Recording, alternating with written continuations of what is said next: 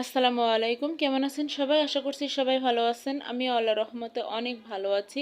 তো আজকে হচ্ছে আরেকটা ভিডিও নিয়ে আমি আপনাদের সামনে চলে এসেছি। আমি ঢেঁড়স রান্না করব আজকে। আজকে দুইটা তরকারি রান্না করব আমি আমার বাসায় দুপুরের জন্য। তো সেটাই আমি আপনাদের সাথে শেয়ার করব। একটা হচ্ছে ঢেঁড়স ভাজি, আর একটা হচ্ছে সজনে ডাঁটা, কুমড়া বড়ি দিয়ে সজনে ডাঁটা। তো দুইটা তরকারি আমার খুবই পছন্দের। তো শুরুতেই বলে রাখি, আপনারা যদি আমার চ্যানেলে নতুন হয়ে থাকেন অবশ্যই আমার চ্যানেলটি সাবস্ক্রাইব করে দিবেন, লাইক কমেন্ট শেয়ার করে দিবেন, পাশে থাকা বেল বাটনটি অন করে দিবেন যেন সমস্ত নতুন নতুন ভিডিও ছাড়ার সাথে সাথে নোটিফিকেশন আপনার ফোনে চলে যায়। তো চলেন দেখতে থাকেন আমি কিভাবে রান্নাগুলো করি। খুব সিম্পলভাবে আমি রান্নাগুলো করব। আমি প্রথমে ঢেঁড়স ভাজিটা করে নেব।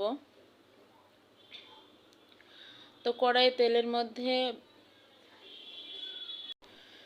তেলে আমি হচ্ছে অনেকগুলো পেঁয়াজ ভেজে নিয়েছি, আর কিছু কাঁচামরিচ আর সামান্য পরিমাণে হলুদ আমি তেলেই দিয়ে দিয়েছি। তো তেলের উপরেই হলুদটা দিবেন, তাহলে কালারটা খুবই সুন্দর থাকবে, খুব সুন্দর সবুজ থাকবে। আর লবণটা আধা সিদ্ধ হয়ে যাবে সেই সময় লবণটা দিতে হবে, তাহলে ওই যে লালচে জাতীয় যেটা সেটা একটু কম হয়, এই জন্য আমি লবণটা ওইভাবে দিই। তো আমি এরই মধ্যে আমি কিন্তু লবণটা দিয়ে দিয়েছি, আধা সিদ্ধ হওয়ার পরপরই আমি লবণটা দিয়ে দিয়েছি। তো এইভাবেই আপনারা ঢেঁড়সটা রান্না করবেন, দেখবেন অনেক মজা লাগবে। বেশি কিছু মশলা দেওয়ার দরকার নেই, অন্য কিছু। এভাবে করবেন, দেখবেন যে অনেক মজা লাগবে। বাচ্চারা বড়রা সবাই খেতে পছন্দ করে। আমি এভাবে ঢেঁড়স ভাজিটাও করি। এটা হচ্ছে ভাতের সাথেও ভালো লাগে, রুটির সাথেও অনেক ভালো লাগে। তো আমার ছেলেরা ভাতের চেয়ে রুটির সাথে বেশি পছন্দ করে এইভাবে ঢেঁড়স ভাজিটা। তো এর মধ্যে আমার ঢেঁড়সটা রান্না করা হয়ে গেছে, ভাজিটা হয়ে গেছে। এই যে আমি উঠাই নিয়েছি, দেখেন কত সুন্দর একটা কালার আসছে। তো এইভাবে সবুজ কালার রাখা যায়। তেলের উপরে হলুদটা দিবেন, এবং খুবই কম পরিমাণে হলুদটা দিবেন, তাহলে কালারটা সুন্দর থাকবে। তো আমি এবার আরেকটা রান্না করব। তো আমি আজকে রান্না করব রুই মাছের হচ্ছে কণ্ঠা দিয়ে, আর কয়েক পিস মাছও দিব, দিয়ে সজনে ডাঁটা, কুমড়া বড়ি দিয়ে। আসলে আমার কণ্ঠে একটু সমস্যা হয়েছে, একটু ঠান্ডা লাগছে, প্লিজ আপনারা মাইন্ড করবেন না। তো এগুলো আমার ভাজা হয়ে গেছে, মাছ এবং কণ্ঠাগুলো আমার ভাজা হয়ে গেছে। এবার আমি এগুলো উঠাই নেব।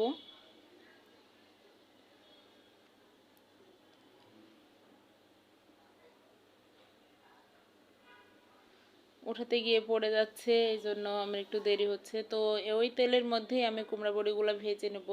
খুব সুন্দর করে ব্রাউন কালার না আসা পর্যন্ত ভাজতে থাকবো। তো সুন্দর করে ভাজা হয়ে গেছে, এই পর্যায়ে আমি উঠাই নেব এগুলা। এবার ওই তেলের মধ্যে কিছু পরিমাণে পেঁয়াজ, কিছু কাঁচা মরিচ দিয়ে দিলাম। এবার দিয়ে দিচ্ছি মরিচের গুঁড়া, হলুদের গুঁড়া, জিরা বাটা, রসুন বাটা, সবগুলো একসাথে মিশিয়ে তারপরে দিয়ে দিচ্ছি। দিয়ে মশলাটা সুন্দর করে কষায় নিচ্ছি। এরপর আমি এই যে ডাঁটাগুলা দিয়ে দেবো, আগে থেকে কেটে ধুয়ে রেখেছিলাম। তো ডাঁটাগুলো আমি একটু সুন্দর করে কষায় নেব। তারপরে আমি দুইটা আলু সিদ্ধ করে হালকা ম্যাশ করে নিয়েছি, মানে আধা ভাঙ্গা যেটাকে বলে ওই রকমভাবে করে নিয়েছি।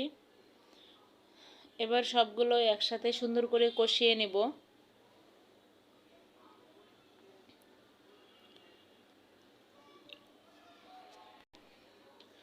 সুন্দর করে তেলে নেড়ে চেড়ে তেল মশলার সাথে সুন্দর করে কষিয়ে নিতে হবে, কারণ কষানোর মধ্যেই তরকারির আসলে টেস্ট।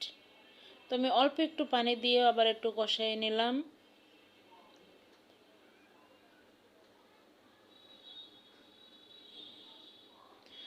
কষানো হয়ে গেছে, এবার আমি ঝোলের পানি দিব, ডাঁটাটা সিদ্ধ হওয়ার জন্য পানি দিব, কারণ আলু সিদ্ধ হওয়া আছে এই জন্য খুব বেশি পানি দেওয়া লাগবে না।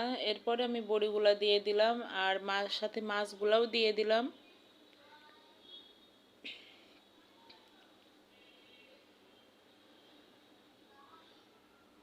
তো রান্নাটা আমার হয়ে গেছে। এরপর আমি এখানে একটু জিরা ভাজা দিয়ে দিলাম, ফুটন্ত অবস্থায় দিয়ে দিব, দিয়ে আমি নামিয়ে নিচ্ছি। দেখেন হয়ে গেছে আমার রান্নাটা। তো আমার রান্নাটা যদি ভালো লেগে থাকে তাহলে অবশ্যই আমার পাশে থাকবেন। ধন্যবাদ সবাইকে।